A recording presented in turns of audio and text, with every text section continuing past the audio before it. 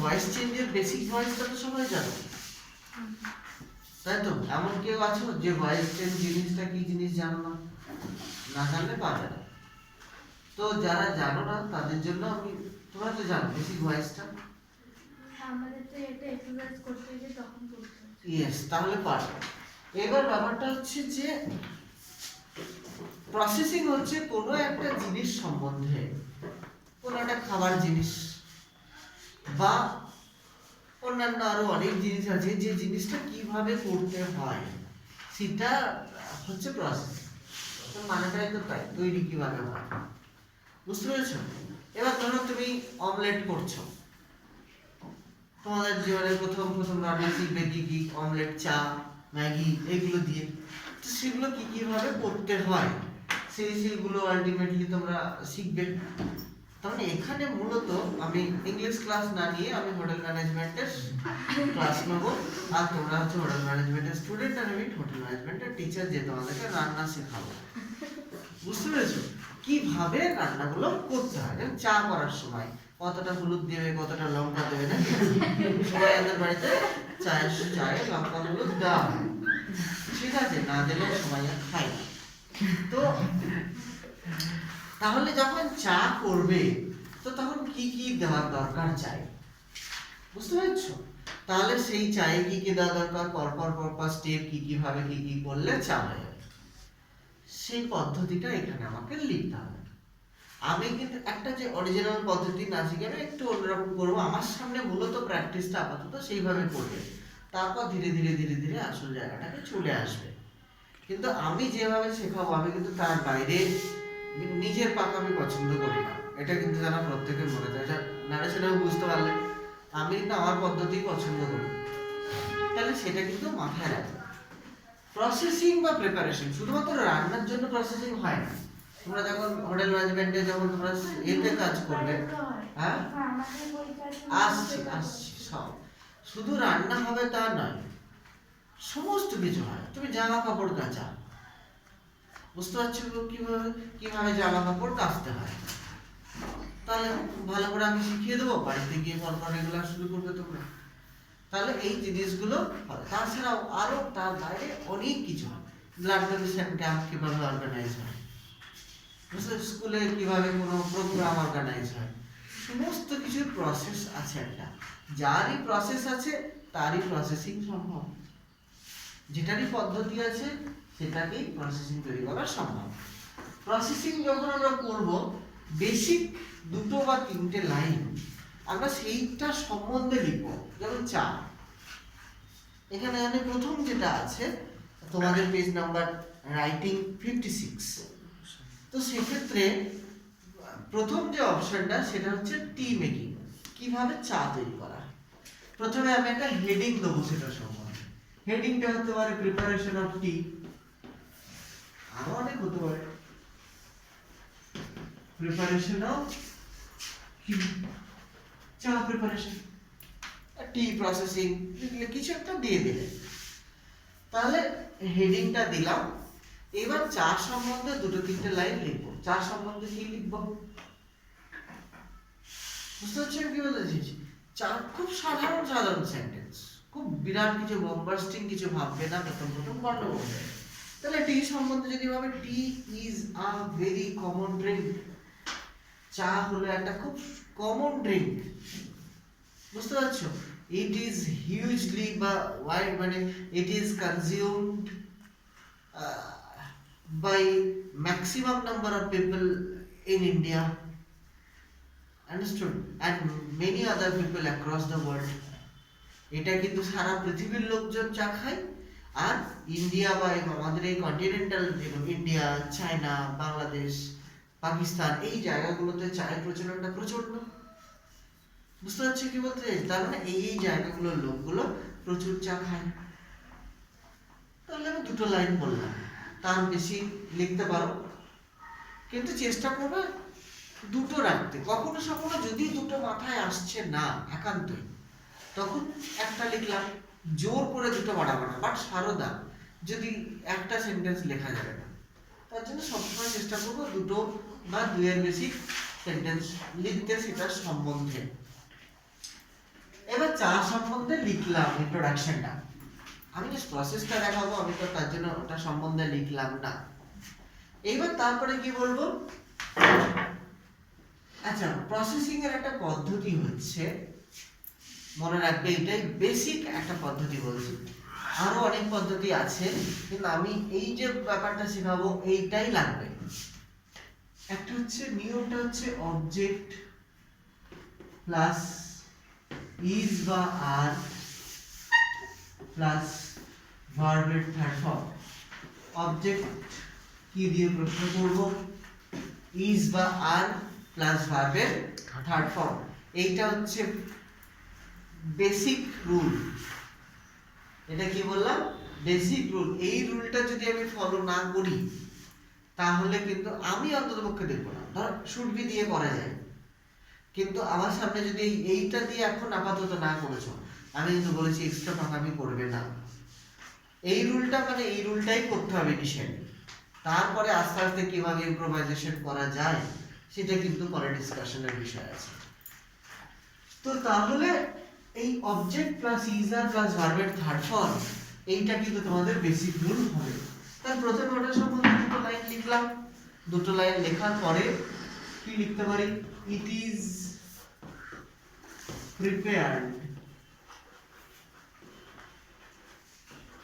দেখো এটা object, is ভার্বের থার্ড ফর্ম,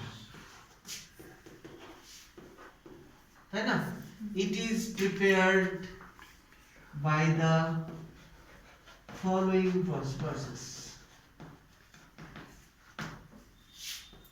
So ওটা কি লিখেছে, is It is prepared, P R E P A R E D. না স্যার অবজেক্টের পাঁচটা, অবজেক্টের নিচে is মানে ভার্বটা, the verb. It is তাহলে ফার্স্টের দুটো লাইন কি, দুটো লাইন লিখবো ওটা সম্বন্ধে, ওটার সঙ্গে কিন্তু এই রুলটার কোনো সম্পর্ক নেই। রুলটার মূলত সম্পর্ক থাকবে অ্যাট ফার্স্ট থেকে, সেটা আমি আসছি একটু পর। It is prepared by the following process, এই লাইনটা আরো অনেকভাবে লেখা যায়, মানে প্যারাগ্রাফে লিখতে হবে কি ওটা লেখার পর? একসঙ্গেই চলছে। তারপরে আবার লিখতে পারি, হ্যাঁ আচ্ছা it is prepared by the following process হলো, এটা জাস্ট একটা সিম্পল বললাম। এই জায়গাটায় কিন্তু আরো অনেক কিছু বলা যায়। তারপরে আমি জাস্ট এইবার আমি রুলসে চলে আসছি। প্রথম অপশনটা কি আছে, take water in a kettle. তোমরা দেখো এখানে কিন্তু অনেকগুলো, আচ্ছা কেউ একটা কারোর কাছে পাশাপাশি দুটো বই আছে, আমার একটা বই ওদেরকে দাও না।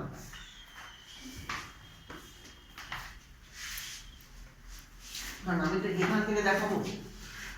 প্রথম অপশনটা কি আছে, take water in a kettle, তাই তো?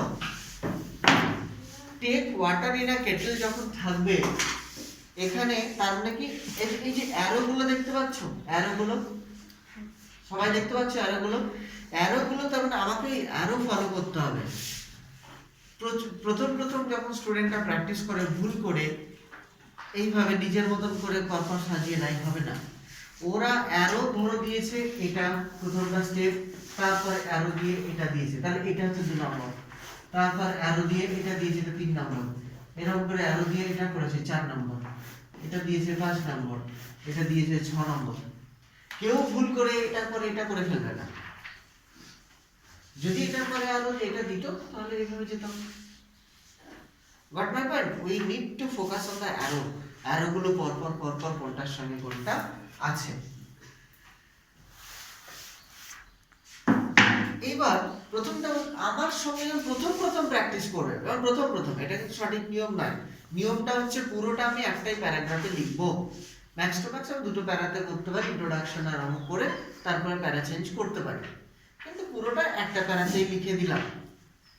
কিন্তু আমি ইনিশিয়ালি যখন প্র্যাকটিস করাই তখন আমি প্যারা চেঞ্জ মানে প্যারা করে পড়াই না, আমি কি করাই প্রত্যেকটা পয়েন্টগুলোকে একটু স্টার দিয়ে পড়াই।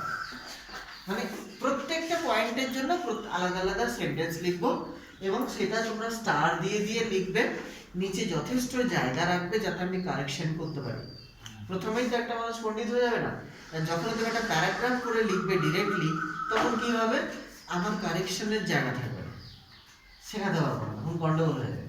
তার জন্য তোমরা যখন প্রত্যেকটা সেন্টেন্স লিখবে স্টার দিয়ে একটা করে সেন্টেন্স লিখবে, নিচে গ্যাপ থাকলো, আবার স্টার দিয়ে সেন্টেন্স লিখলে আবার নিচে গ্যাপ থাকলো, যাতে আমি তোমাদের কারেকশনটা করতে পারি।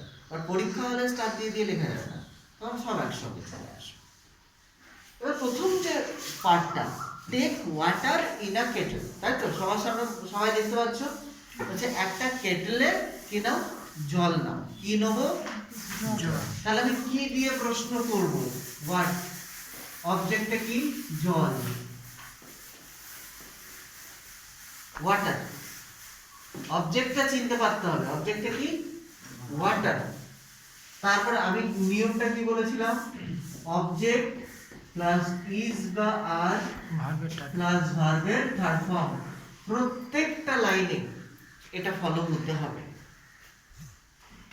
অবজেক্ট কি? water, water. তারপরে ওয়াটারের পরে কি বসবে? এই দুটোর মধ্যে কি বসবে? Water is. ভার্ব কোনটা? টেক। টেকের third form taken. Water is taken, কি বলেছে? ইন আ কেটল, একটা কেটল।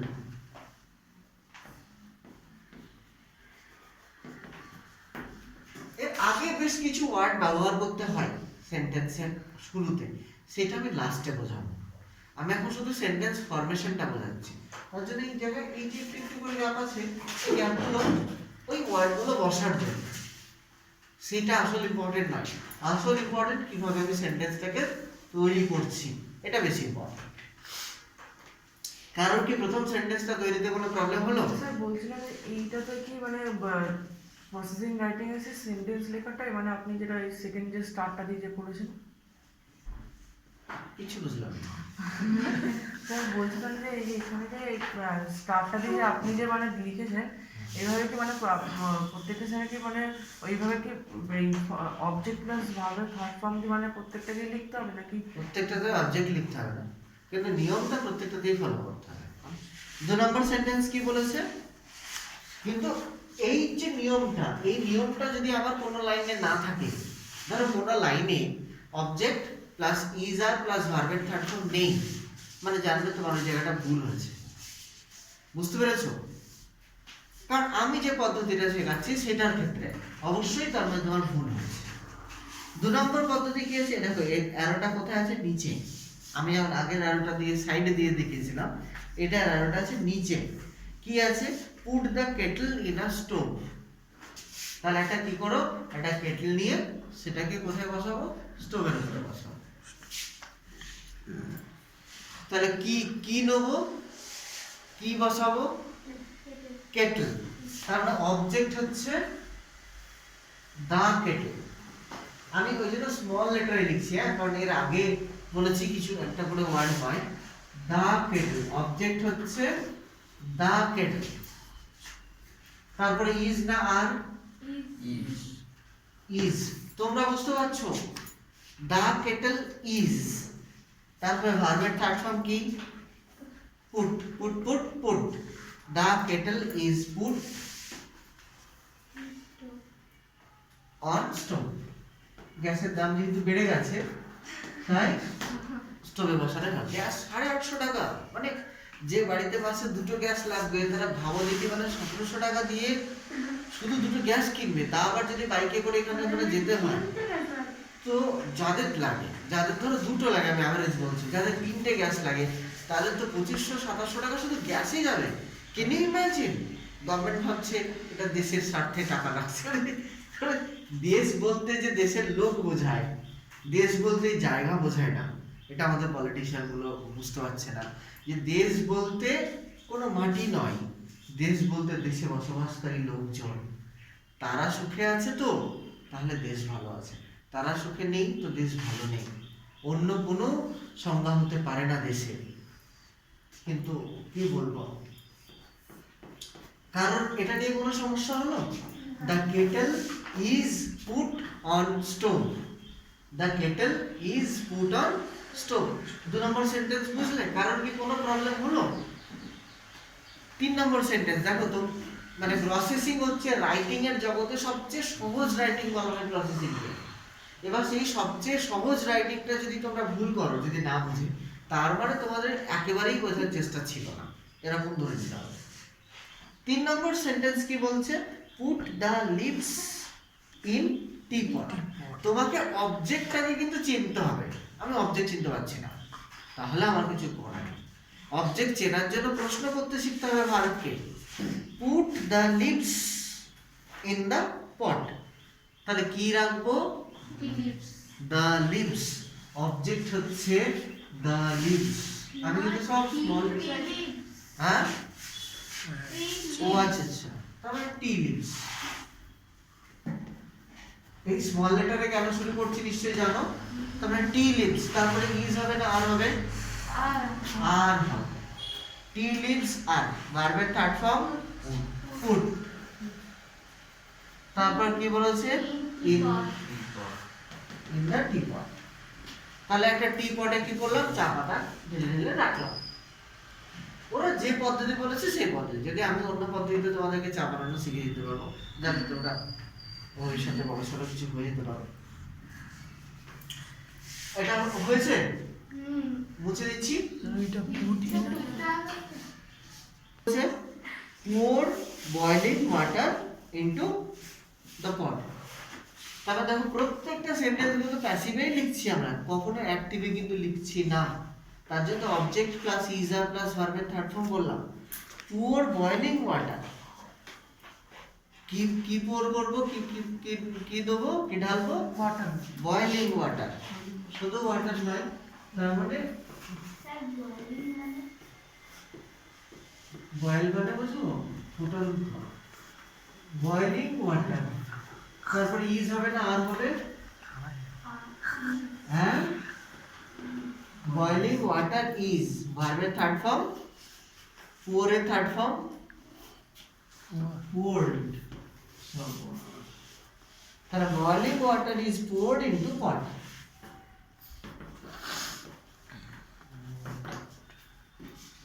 তাই তো? কারো কোনো প্রবলেম হলো বুঝতে? তার মানে দেখো একই নিয়ম, অবজেক্ট ইজ আর এর মধ্যে ইজ, ভার্বের থার্ড ফর্ম। তারপরে কি বলছে? Cover the pot for 5 minutes. এত জটিল পদ্ধতিতে কেন করাচ্ছে, চা বানাচ্ছে কে জানে। কি জানে দেখি, এখন দুধের দামটা যদি বেড়ে যায়, পেট্রোলের দাম বেড়ে গেছে তো দুধ আসতে সমস্যা হবে, তো ডিজেলের দাম বাড়লে সব কিছুর দাম বাড়বে। Cover the pot for 5 minutes. এবার কি করবো? পটটাকে 5 মিনিটের জন্য কভার করে রাখবো।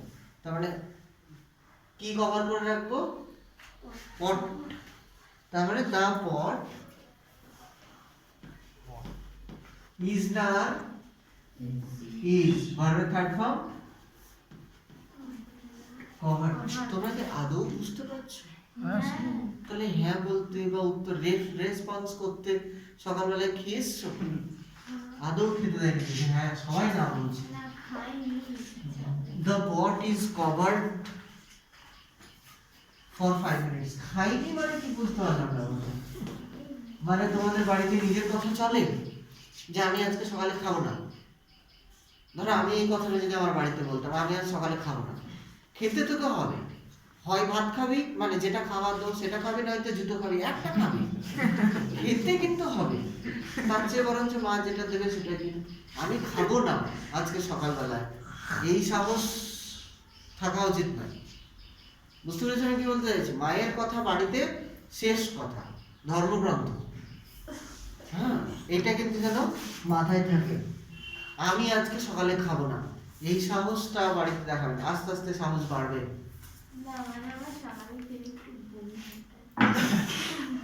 সকালে না খেলে বমি হওয়াটা বন্ধ হয়ে যাবে, আস্তে আস্তে খাবে। নেক্সট, তারপরে কি বলছে? Sheep liquor into cups. এবার কি করবো? ওটা ওই যে লিকারটা, চায়ের সঙ্গে জল মেশানো হয়ে গেছে, ওটা লিকার রাখবো। তাহলে লিকারটা কি করলাম? ছাঁকবো একটু। তাহলে তাহলে কি মানে কোনটাকে ছাঁকবো? লিকারটাকে। তাহলে দ্য লিকার, ঠিক আছে, ওইটুকু তো লিখতেই পারবো। দ্য লিকার, তারপরে ইজ না আর ইজ, তারপর সিভড, তারপরে ইনটু কাপস। যতজন আছে সবাই করে দিলাম। বুঝতে পারছি আমি সব চা বানাচ্ছি, কারণে আমার প্রধানমন্ত্রী হওয়ার যোগ্যতা আছে। তারপরে কি হলো, বিভিন্ন কাপে আমি দিয়ে দিলাম। তারপর কি বলছে, add sugar milk for lemon. এতে কি করব, চিনি দেবো, কিংবা মানে চিনির সঙ্গে দুধ দেবো। এবার দুধ দিলে আর লেমন দেবো না, হয় দুধ দেবো নয়তো লেমন দেবো। ঠিক আছে, তার জন্য ব্র্যাকেটে লেমনটা দিয়েছে। কি অ্যাড করব, সুগার মিল্ক। সুগারটা প্রয়োজন মতন, ওইটুকু ওয়ার্ড আমরা ব্যবহার করতে পারি, মানে প্রয়োজন মতন কথাটা। বিভিন্ন কিছু ওয়ার্ড আমরা ইম্প্রোভাইজেশন করা যায় কিন্তু প্রচুর। আমি ইম্প্রোভাইজেশন করাচ্ছি না, ইম্প্রোভাইজেশন ধীরে ধীরে আমরা করতে শিখবো। যে প্রয়োজন মতন সুগার, এতটা একটা দিয়ে দিলাম, এতটা তা তো হবে না। তাহলে প্রয়োজন, তাহলে কি হচ্ছে, সুগার অ্যান্ড মিল্ক। এই যে জিজ্ঞেস করলো দুধ দেবে না, তাহলে দেখো দুধ এসছে, যতই ডিজেলের দাম বেশি হোক তাও চলে এসছে। ব্র্যাকেটে লিখলাম অর লেমন। তাহলে কি হবে, ইজ না আর, কারণ দুটো প্রোডাক্ট। তাহলে কি হচ্ছে, আর অ্যাডেড,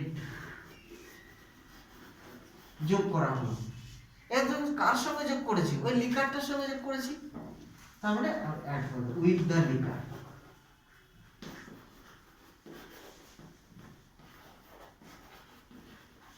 তাহলে লিকারটার সঙ্গে কি করলাম, সুগার এবং মিল্ক অ্যাড করে দিলাম। বুঝতে পেরেছো, আমি যদি চা বানানো শেখাচ্ছি, যদি বাড়িতে গিয়ে চা না বানিয়েছো তোমরা, চা বানিয়ে প্রথমে মা বাবাকে খাওয়াবে, দেখবে কেমন টেস্ট হচ্ছে, তারা ওয়েট করবে ওয়াও বলছে কিনা। আন্ডারস্টুড, যেন ওয়াও কথাটা যেন শুনবে। বুঝতে পেরেছো, ওয়াওটা খুব জরুরি করে একটা টেস্টি খাবার বলার জন্য। কারণ হোটেল ম্যানেজমেন্টে ধরো মণিপুর এই রাজ্যসভার কি বলে ওদের যে রাজ্যপালের যে কুক শেফ, সে আমার বন্ধু, কলকাতা এখানেই থাকতো। সে এখন বলতে রান্না শিখছি, তাহলে সেই রান্না শেখার সময় মানে তার যে হোটেল ম্যানেজমেন্টে করে, যেটা বিদেশি রান্না করেছে কোনো একটা রান্না, ওদের টিচার সবাইকে একটু একটু করে টেস্ট করলো, যে সবাই বলছে ওয়াও। আচ্ছা আমিও বললাম ওয়াও। ওয়াও বলার পরে স্যার একটু ওর দিকে তাকিয়েছেন, তাড়াতাড়ি বাথরুম গিয়ে হক করে বমি করে দিয়ে চলে গেল। এত বিচ্ছিরি খেতে, কিন্তু সামনে ওয়াও তোমাকে বলতেই নেই। বুঝতে পেরেছো, ওয়েট করবে মা বাবা ওয়াও বলছে কিনা। হয়েছে, সব খাওয়া হচ্ছে সবার ভালো লাগে না, কিন্তু এবার সামনে টিচার রান্না করেছে, বুঝতে পারছে সে শিখিয়েছে, ওটা সুন্দরই রান্না হয়েছে, তার টেস্টটা বিচ্ছিরি লেগেছে, দিয়ে সে কি করবে। বুঝতে পারছে, তার মানে আমি সুগার দিয়ে ফেলেছি, মোটামুটি চা কিন্তু হয়ে গেছে। এবার আমাকে কি করতে হবে, নাড়াতে হবে। অনেক সময় অবজেক্টটা ডিরেক্টলি দেওয়া থাকবে না, কিন্তু আমরা পয়েন্টটাকে দেখে ইজিলি অবজেক্ট বুঝতে পারবো। এখানে একটা দেওয়া নেই, এটা ভালো হয়েছে দেওয়া নেই।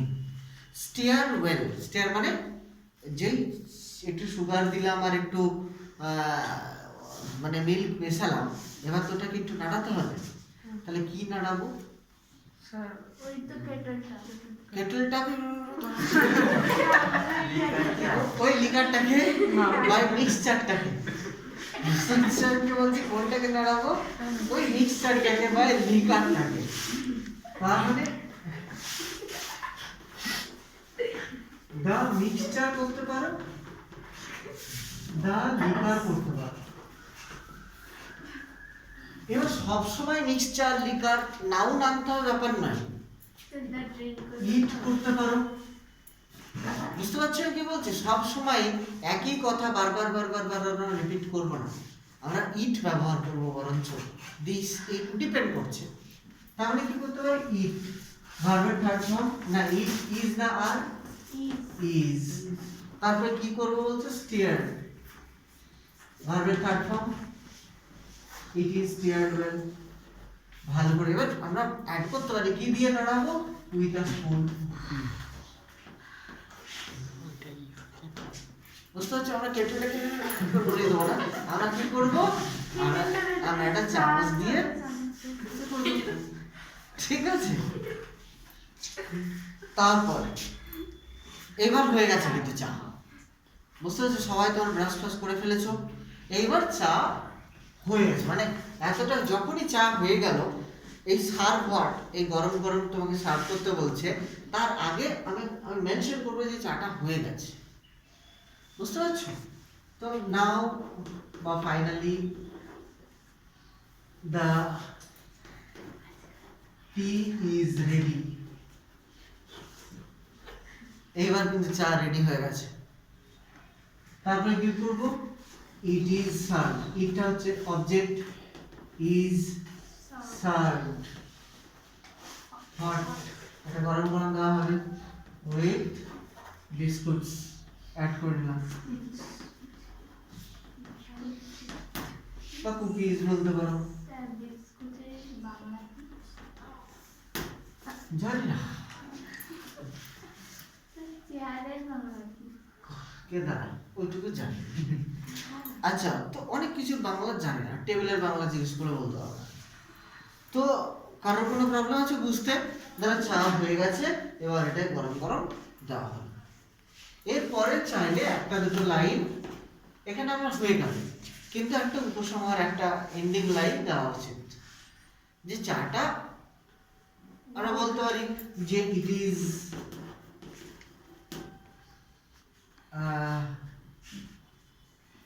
it gives us energy,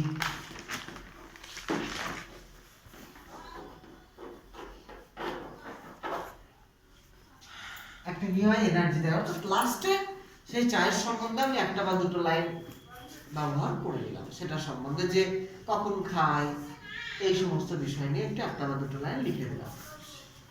কারণ কি কোনো প্রবলেম হলো বুঝতে? আবার যখন নতুন কিছু পদ্ধতি আসবে, আবার যখন অন্য কিছু আসবে, তখন টুকটাক বলে দেবো জিনিসটাকে, বাট এটা একটা বেসিক পদ্ধতি। এইবার এই যে গ্যাপগুলো রেখেছিলাম,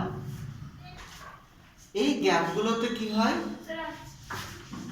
পজ করে একবার গ্যাপগুলো, আমি ভাবছি কিছু বলতে আসছে, এই যে গ্যাপগুলো দিয়েছিলাম, এই গ্যাপগুলোতে আমি পরপর পরপর কি জাতীয় ওয়ার্ড বসাবো, হ্যাঁ আগেরগুলো তো মিশিয়ে দিই। আগেরগুলো মুছে দিলাম, এগুলোও মুছে দিচ্ছি। তাহলে আমি জাস্ট ওয়ার্ডগুলোকে বলছি, ওয়ার্ডগুলোকে বিভিন্ন রকম প্রথমে আমরা ব্যবহার করতে পারি। অ্যাট ফার্স্ট, স্যার বলছি স্যার লাস্টে যে লাইনটা লিখবো স্যার, সেটা কি মানে ওই এই রুলসটা মেনে না লিখতে না হবে? না, লাস্ট প্রথমের লাইন কি রুলস মেনে লিখেছিলাম, প্রথমগুলো চা সম্বন্ধে রুলস হয় না, ঠিক সেরকম লাস্টে চাটা কখন খাওয়া হয়, সেইটা কি দিয়ে খাবো একটু অ্যাড ফ্যাড করে নিলাম, সেই সেই জিনিসগুলো রুলস হয় না। অ্যাট ফার্স্ট, তারপরে কি হতে পারে, দেন, তারপর নাও, তারপর নেক্সট, তারপর আফটার দ্যাট, তারপর দেয়ার আফটার, ফাইনালি, এগুলো কি কোনো কারো ভাষা বুঝতে পারে? At last. না না, ফাইনালি অ্যাট লাস্টটা তো লাস্টে বসাবো, কোনোটা ক্যাপিটাল কোনো বড় মানে স্মলে দিয়ে ফেলেছি ঠিকই, বাট বেশিরভাগটাই ক্যাপিটাল লেটারে হবে, কারণ সেন্টেন্সটা শুরুতে হবে। বুঝতে পারছি আমরা কি বলছি?